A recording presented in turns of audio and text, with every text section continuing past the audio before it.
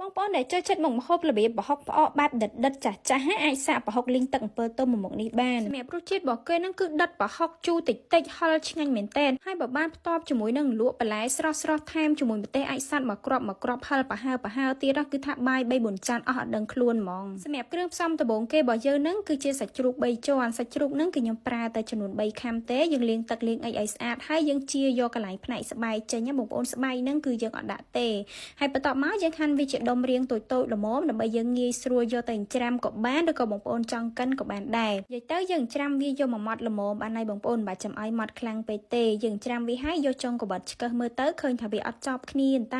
ែប៉ុណ្ណឹងយើងអាចលើកទុកម្ដុំបានហើយគ្រឿងបន្ទាប់មកទៀតបើជើងហ្នឹងគឺជាប្រហុកចំពោះសាច់ជ្រូក3ខាំហ្នឹងគឺខ្ញុំប្រើប្រហុកចំនួន1ខាំយើងយកវាទៅលាងទឹក1ទឹក2ទឹកឲ្យជ្រះអំបិលសិនចាំយកមកច្រាំបញ្ជាក់បងប្អូនប្រហុកអត់ដាក់យកទៅកិនបានទេណាគឺវានៅឆ្អឹងដុំហើយចំពោះការច្រាំហ្នឹងគឺច្រាំឲ្យបានម៉ត់មែនតែនតែកាលណាវាមានឆ្អឹងមានអីយើងយកទៅឆាញ៉ាំទៅគឺពិបាកញ៉ាំហើយបងប្អូនគ្រឿងបន្ទាប់មកទៀតហ្នឹងគឺមានខ្ទឹមសខ្ទឹមក្រហមហើយនិងម្ទេសអាចសាត់ខ្ទឹមសគឺប្រើរាងច្រើនដែរបងប្អូននិយាយទៅទាំងខ្ទឹមសទាំងខ្ទឹមក្រហមហ្នឹងបងប្អូនចង់ដាក់ទៅបន្តិចបន្តួចក៏បានដែរគ្រាន់តែថាបើយើងដាក់ច្រើនទៅចូលជាមួយប្រហុកហ្នឹងគឺវាមានរសជាតិឆ្ងាញ់មែនតែនហើយយើងកាត់វាជាដុំរាងតូចអញ្ចឹងមកដើម្បីយើងងាយស្រួលយកទៅលេងគឺវាឆាប់ឡើងពណ៌កាឡាតហើយចំពោះម្ទេសអាចសាត់នេះក៏អញ្ចឹងដែរបងប្អូនចង់ដាក់ទាំងមូលដូចខ្ញុំអញ្ចឹងក៏បានឬក៏ច្រាំវាដាក់ឆាជាមួយក៏បានដែរគ្រឿងចុងក្រោយរបស់យើងហ្នឹងគឺជាទឹកអំពិលទុំហ្នឹងបងប្អូនដាក់វាត្រាំជាមួយទឹកក្តៅត្រាំវាប្រហែលជា10នាទីទៅគឺវាចាប់ផ្ដើមរីកសាច់ហើយយើងងាយស្រួលជ្រុំមែនតែនយើងជ្រុំតែមួយផ្លែតមកគឺវាបាយសាច់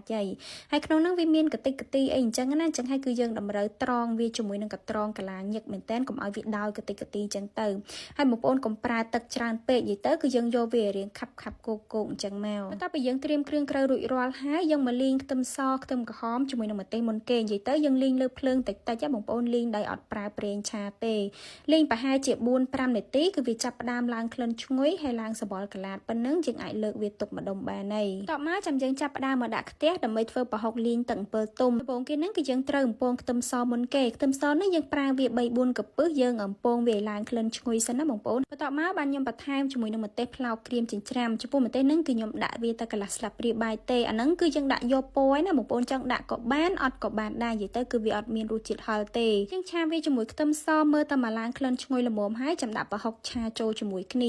ាយើងឆាឲ្យប្រហុករបស់យើងនឹងឡើងក្លិនឈ្ងុយបន្តិចសិនចាំយើងដាក់ស្ករត្នោតចូលបងប្អូនអាចប្រើស្ករសក៏បានដូចគ្នាណាគ្រាន់តែថាស្ករត្នោតគឺវាមានរសជាតិរៀងឆ្ងាញ់ជាងអញ្ចឹងទៅ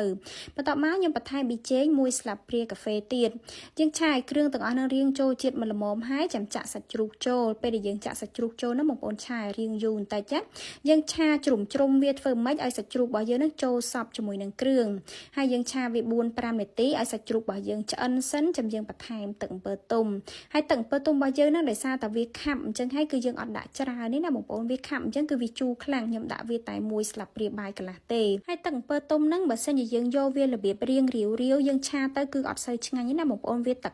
ប៉ែអញ្ចឹងទៅយើងឆាវាតែមកចូលជាតិល្មមហើយបងប្អូនអាចភ្លក់មើលហើយថែមថយគ្រឿងបានចំពោះរសជាតិហ្នឹងគឺខ្ញុំយកវារៀងដិតបន្តិចទេបងប្អូនគឺដិតប្រៃផ្អែមហើយជូរនឹងយកមកល្មមទេប៉ុន្តែបងប្អូនអាចបន្ថែមបន្ថយបានតាមចំណង់ចំណូលចិត្តរបស់ខ្លួនឯងយើងឆាវាមើលតែមកចូលជាតិល្មមហើយចុះក្រោយចាំយើងដាក់ខ្ទឹមសខ្ទឹមក្រហមជាមួយម្ទេសដែលយើងបានលីងហើយស្រាប់ហ្នឹងឆាវាតែ4-5ត្រឡប់ទៀតឲ្យវាចូលជាតិសព្វជាមួយនឹងប្រហុកហើយនឹងសាច់ជ្រូករបស់យើងតែប៉ុណ្្នឹងមកគឺថារួចរាល់យើងអាចយកទៅញ៉ាំបាន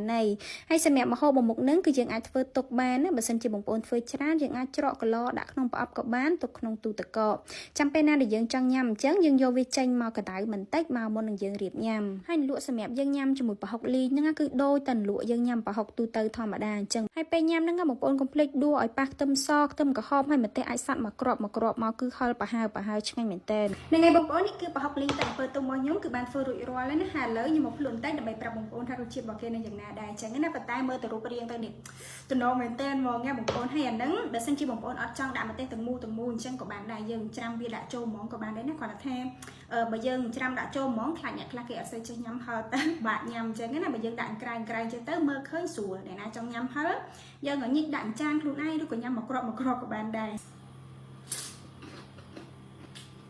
សម្រាប់រសជាតិរបស់គេនោះគឺដុតឆ្ងាញ់មែនតើបងប្អូនប្រៃផ្អែមជូរសម្រាប់ជូរហ្នឹងគឺខ្ញុំយកជូរតិចឯងបងប្អូននិយាយទៅអត់យកជូរខ្លាំងទេប៉ុន្តែបើប្រៃហើយនឹងផ្អែមគឺខ្ញុំយករៀងដិតបន្តិចហើយរៀងចាស់ប្រហុកបងប្អូនសម្រាប់មួយមុខហ្នឹងបើសិនយើងប្រើប្រហុករៀង xé có xây chừng đàn vậy tới cứ vô bỏ hốc nó ở riêng đất khăn tịnh màu ngay mình tầm bằng ôn vậy tới bằng ôn là ở toàn lọp sạc phơi nhắm á phơi nhắm bàn từ địa ao mỏng đồ chiết hai này bằng ôn tâm sau tâm cả hôm nữa nhé mình dân đã lủng ói á nó nhâm chay mình tàn chân nhâm pa mà mặt tới cứ miếng khăn chui hay đồ chiết nó cứ chay mỏng ada saat nyam cuma pengpah ada thang nyam cuma pengpah chứ ngay ăn chẳng hạn là tay nham mình cuma từ sọ hay nương cuma ở trọ cứ trâu chít khi mình tên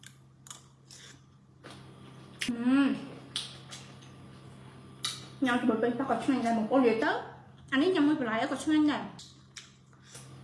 hay xem video bao nhiêu của mình tập bên anh đài và xin chị bông bố mình chỉ mình tại giờ bó được có chừng ngọt lấy ai comment ban nè ở con channel cho video cái